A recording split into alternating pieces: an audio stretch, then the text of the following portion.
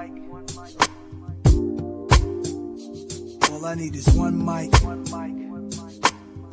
all I need. I'm in need of a miracle. My faith has become a withered gourd outside Nineveh. It's hard growing mustard seeds in sandy deltas, so your prayers are like shade in this desert. Don't exhale your wasted breaths. If you're just thinking about the next bill due, I've uttered enough distracted please gods myself, so for now, keep your God bless you. Your salam alaikum, there is no peace here. I'm standing in the vortex of a tornado with no rainbows to fly over. I'm not asking you to make me feel better. I'm begging you.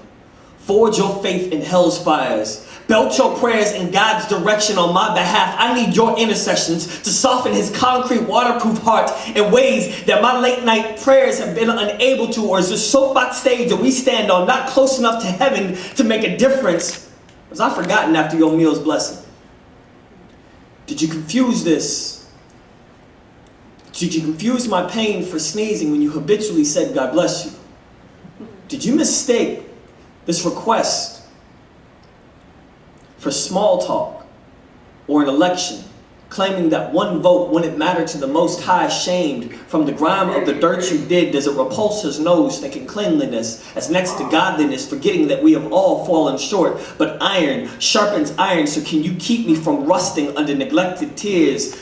I'm not asking you to make me feel better, just asking you not to give up on me, not to look back. O pillar of salt, do you have enough faith to repeat a rosary, enough guilt to bring roses to a funeral? Understand, your words could be a life and death decision. Life and death lies in the direction of your tongue. Do you understand the power of conviction? Strength in numbers, join rank in arms. I need prayer warriors to do battle. Grab your beads for strength. Kneel 5 times to the east. Fast for a breakthrough. Slow down so you can listen. Do you hear what I'm asking? Do you hear God speaking, or are both voices lost on the whirlwind of confusion and doubt? I'm not asking you to make me feel better. It's just that it's easier to talk to you than to pray to God. I'm afraid to go to sleep, knowing what tomorrow will bring, dreading that tonight is not a nightmare I can pinch myself out of right now. I want so desperately to move mountains, but I'm having a hard enough time with dust and sand piles. This vessel is empty. Your words may be the only way to restore, your faith may be the only way to restore mine. Your words can be the medic on a spiritual battlefield. Why are you just sitting there? Are you content to claim my situation as God's will? Or will you act, fight, pray? Join your faith with mine, us 2 and 3 gathered, for we wrestle not against flesh and blood, but against powers, spiritual powers, principalities, spiritual wickedness in high places. While I wait in lowly shadows for a miracle at 6:12, they tell me that the fervent prayers of the righteous will availeth much. But for my sake, how fervently will you pray?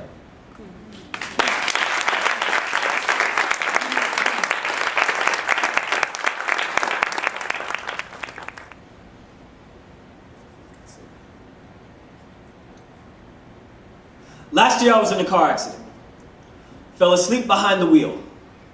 In the morning, still wondering if all dogs go to heaven, there must be a reason that cats have 9 lives.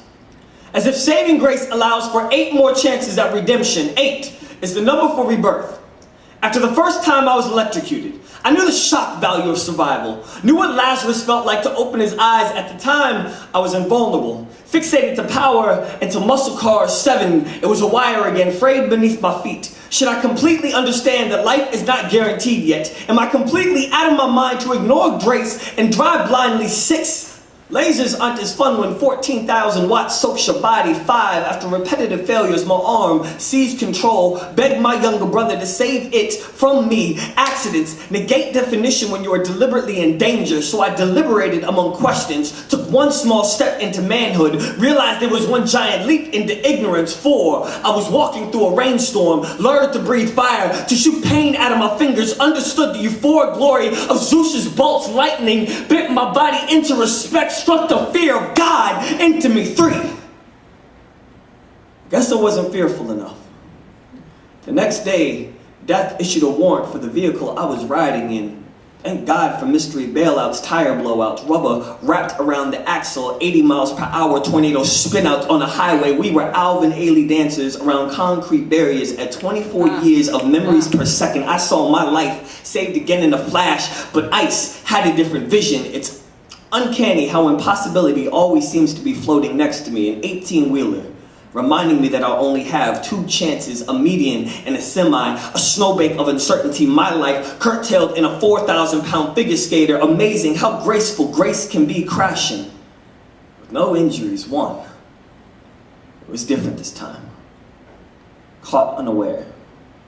Serene in my confidence, I've done this before. Played Superman for so long, I've forgotten my identity. Worn a fake identity until I have none. Kryptonite has no effect on me. I'm still falling, believing my wishes are wings, that dreams are parachutes. There was just a curb to catch me, to rock me to my slumber, to yank sleepy eyes attendant to oncoming traffic. And this time I get it, with headlights approaching, that all dogs may go to heaven, but we cats have to earn our way. That sleep and death are too close to be afraid of a morning when the sun rises. My neck is still stiff from pain and stress, and I worry how many times I can survive roulette. I'm sitting still, looking for peace, tired of being the dying star hung in the nightscape. I want to shine again.